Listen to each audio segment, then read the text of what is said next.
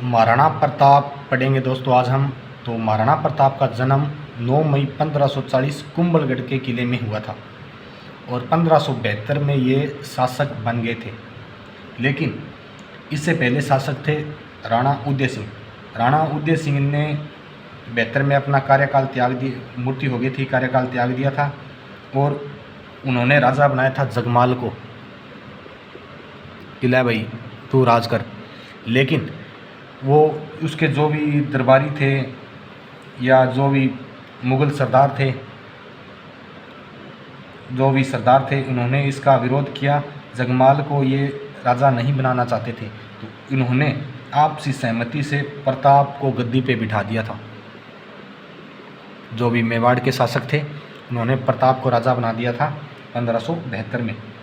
और इसके राजा बनते ही दिल्ली में मुग़ल बादशाह थे अकबर, उसका शासक था। तो अब इसके पास दो ऑप्शन थे, या तो वह अकबर से हाथ मिला के उसकी अधीनता स्वीकार कर ले, या फिर वो अपना राजपाट खुद अपने बलबूते पे स्वतंत्र अस्तित्व रह के चलाए। लेकिन दूसरा विकल्प चुनने की स्थिति में अनेक कष्ट होते, बहुत कष्ट थे। फिर भी प्रताप ने दूसरे विकल्प यानी संघर्ष को चुना और अपना राज्य को खुद के हाथ में रखा। इस संघर्ष की तैयारी में उसने सबसे पहले मेवाड़ को संगठित किया, सभी राजाओं को संगठित किया। अपने कर्तव्य और विचारों से उसने सामंतों और भीलों को एकजुट बनाया और सदैव देश की रक्षा के लिए तैयार रहने के लिए कहा। प्रताप ने प्रथम बार अपनी सैन्य व्यवस्था में उच्च पद देकर उन्हें सम्मान को बढ़ाया था। मुगलों से बचकर युद्ध का प्रबंधन करने के लिए उसने गोगुंदा में अपना स्थान कुंभलगढ़ स्थानांतरित कर दिया था। यानी प्रताप ने क्या किया था, गोगुंदा से स्थान बदलकर कुंभलगढ़ कर दिया था।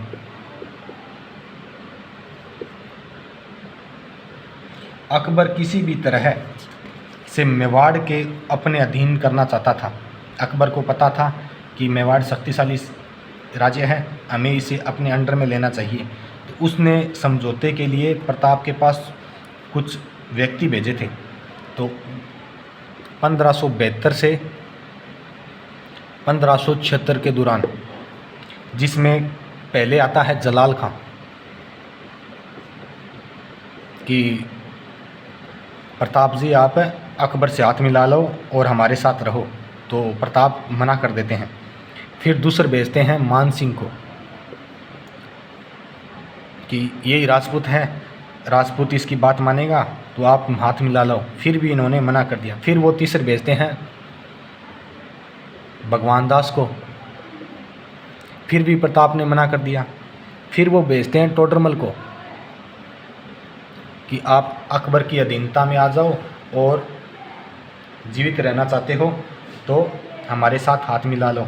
लेकिन प्रताप ने इन सभी को मना कर दिया, क्योंकि ये संधि करना चाहते थे। इन्होंने इस संधि में कोई रुचि नहीं दिखाई। अतः मेवाड़ और मुग़ल आक्रमण का सामना करना पड़ा, जिससे मुग़ल यानी अकबर नाराज़ हो गया था और उसने हमला कर दिया था मेवाड़ पे। 1576 में अकबर मेवाड़ अभियान की तैयारी हेतु अजमेर पहुंचा और वहीं उसने मानसिंह को मेवाड़ अभियान का नेतृत्व दिया था। उसने कहा था कि मेवाड़ की जिम्मेदारी मानसिंह अब तेरी, जीत ले मेवाड़ को। और 18 जून 1576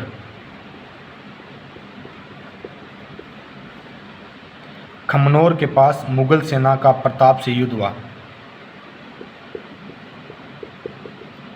यानी एक तरफ था मुग़ल, एक तरफ थे मेवाड़। मेवाड़ में तो था प्रताप और मुग़ल में अकबर ने भेजा था मान सिंह को। मान सिंह भी एक राजपूत था, यानी राजपूत का राजपूत से युद्ध हो रहा है यहाँ पे।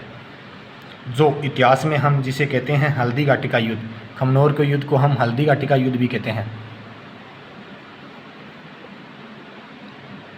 इस युद्ध में मुग़ल सेना का मुख्य सेनापति आमेर का, यानी आमेर है जयपुर में, मान सिंह था, जबकि प्रताप की सेना का हरावल अग्रिम दस्ता नेतृत्व हकीम खां था।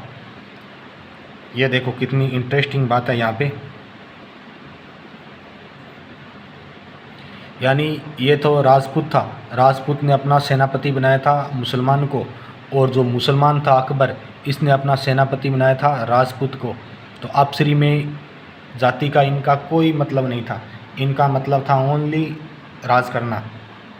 तो यहाँ पे राजपूत पे हमला कर रहा है, पर यहाँ पे राजपूत नहीं है सामने, यहाँ पे था मुसलमान, और यहाँ पे मुसलमान पे हमला नहीं कर रहा, राजपूत पे कर रहा है, क्योंकि राजा युद्ध नहीं करते, बीच के इनके सेनापति युद्ध करते थे।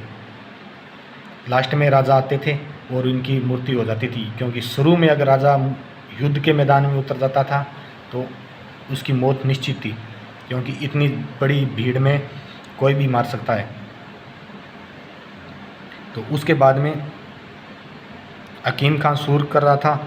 युद्ध में प्रताप के जीवन का संकट में देखकर झाला बिंदा ने प्रताप का मुकुट धारण किया था। युद्ध के समय प्रताप ही चल गया युद्ध में कि हमारा राज्य जाने वाला है, मुझे अपने राज्य की मदद करनी चाहिए, पर प्रताप राजा को रखना ज़रूरी था जिंदा। तो झाला बिंदा व्यक्ति है, वो इसका मुकुट धारण करता है प्रताप का और युद्ध करता है। यह युद्ध अनिर्णायक रहा, इसका कोई परिणाम नहीं आता है इतिहास में, ये किताब में लिखा है। इस युद्ध को अबुल फजल ने खमनोर का युद्ध कहा है। खमनोर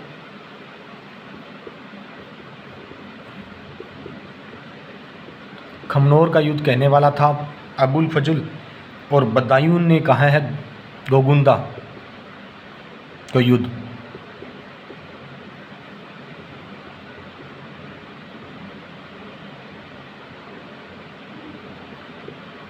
तो अबुल फजल ने तो खमनोर का युद्ध कहा और बदायूं ने इसे कहा है गोगुंदा का युद्ध, तथा जेम्स टोड ने हल्दी घाटी का युद्ध कहा। तो ये अलग अलग नाम पूछ लिया जाता है। तो इसमें टार है टोड, तो हल्दी घाटी का युद्ध कहा था टोड ने, बदायूं ने कहा गोगुंदा का युद्ध, और अबुल फजल ने कहा था खमनोर का युद्ध। हल्दी घाटी के युद्ध के बाद महाराणा प्रताप पहाड़ों में रहते हुए वहीं से मुगलों को परेशान करने के लिए दावे मारना शुरू कर दिया था, क्योंकि वहाँ पे इन्होंने अपना राज कर दिया था मुगलों ने। तो ये जंगलों में चले गए थे, और 1576 से 85 तक अकबर ने मेवाड़ का अधिकार करने के लिए अनेक अभियान भेजे, किंतु असफल रहे थे। 1576 से लेके 1585 तक, यानी 10-11 साल मेहनत की थी, पर कोई परिणाम नहीं मिला। इस कालखंड में दो महत्वपूर्ण घटना होती है कि महाराणा प्रताप के पुत्र अमर सिंह, इसका पुत्र था महाराणा प्रताप का अमर सिंह, ने 1540 में अचानक शेरपुर में मुगल शिविर पर हमला कर दिया था, और अबुल रहीम खान खाना के परिवार की महिलाओं को इसने बंदी बना लिया था। पर यह बात जब प्रताप को पता लगी तो इन्होंने कहा मर्द कभी महिलाओं पे हमला नहीं करते, छोड़ इनको। तो इसने प्रताप ने बाइज्जत सभी महिलाओं को बरी कर दिया था, उनको कोई नुकसान नहीं पहुंचाया था। और अमर सिंह उसका बेटा था प्रताप का। नारी सम्मान की भारतीय परंपरा का यह पहला उदाहरण महाराणा प्रताप ने दिया था, और 1582 में दिवेर की मुगल चौकी पर आक्रमण कर कुंवर अमर सिंह ने वहां तैनात मुगल अधिकारी सुल्तान खां को बालने की एक ही वार से मार दिया था। दूसरा काम इसने अमर सिंह ने किया था कि 1582 दिवेर की चौकी में जो सुल्तान था, सुल्तान को एक ही भाले से मार दिया था। दिवेर की विजय के बाद इस पर्वतीय भाग पर प्रताप का अधिकार हो गया था, और एक छोटी सी मेवाड़ी सेना की यह बहुत बड़ी सफलता थी। यही कारण था कि कर्नल टोड ने दिवेर को मेवाड़ का मैराथन कहा है। चौथा, टोड द्वारा कहता है मेवाड़ का मैराथन, किसे कहता है? दिवेर को। और कौन कहता है? टोड। मेवाड़ का मैराथन दिवेर को कहा गया है, टोड ने कहा है इसे। और 1585 के बाद अकबर मेवाड़ की तरफ कोई अभियान नहीं भेज सका, और 1585 से 1597 के बीच प्रताप ने चित्तौड़गढ़ और मांडलगढ़ को छीनकर शेष राज्य पर अधिकार कर दिया और चावंड को राजधानी बनाया था। प्रताप ने राजधानी किसे बनाया था? चावंड को। धीरे धीरे जंगलों से ये आए, युद्ध किया और किले को जीते और चावंड को राजधानी बनाया। और उसके बाद में 19 जनवरी 1597 को इसकी मृत्यु हो जाती है प्रताप की। 19 जनवरी को 1597 को प्रताप की मृत्यु हो जाती है, महाराणा प्रताप। चावंड के पास बांडोली नामक स्थान पर प्रताप का अंतिम संस्कार किया था, यानी बांडोली में इसका अंतिम संस्कार किया गया था महाराणा प्रताप का। प्रताप के संबंध में कर्नल टॉड लिखते हैं कि आल्पस पर्वत के समान अरावली में कोई भी ऐसी घाटी नहीं है जो प्रताप के किसी वीर को कोई उज्ज्वल विजय या उसके अधिक कीर्तिमान पराजय से पवित्र न हुई हो। हल्दी घाटी मेवाड़ की थर्मोपली और दिवेर को मेवाड़ का मैराथन भी इसी ने कहा था। यानी आल्पस पर्वत के समान तुलना की गई है टॉड के द्वारा महाराणा प्रताप की।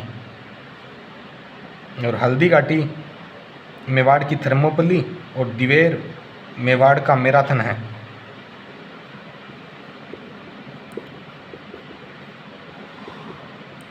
मैराथन तो है दिवेर और थर्मोपली है हल्दी घाटी। तो ये थे महाराणा प्रताप के बारे में एनसीईआरटी में दिए गए फैक्ट। आपको वीडियो कैसी लगी कमेंट करके ज़रूर बताएं और वीडियो ज़्यादा से ज़्यादा शेयर करें। चैनल पे नए हो तो चैनल ज्वाइन ज़रूर करें।